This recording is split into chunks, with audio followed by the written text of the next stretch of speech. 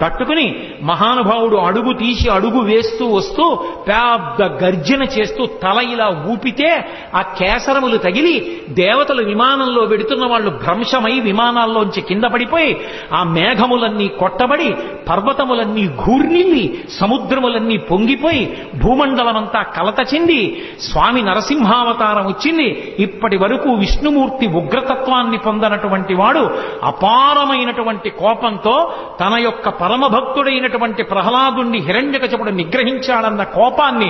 ఆపుకోలేక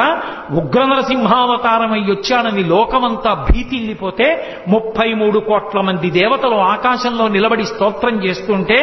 హిరణ్యకశపుడు ఆ వెలుతురు చూడలేక స్వామి చుట్టూ తిరిగి గదాదండంతో కొట్టడానికి ప్రయత్నిస్తుంటే దేవతలు విడిచిపెట్టకుండా సంహరించమంటే ఒక్కసారి పెద్ద గర్జన చేస్తూ గబగబా వెళ్లి ఆ హిరణ్యకశిపుని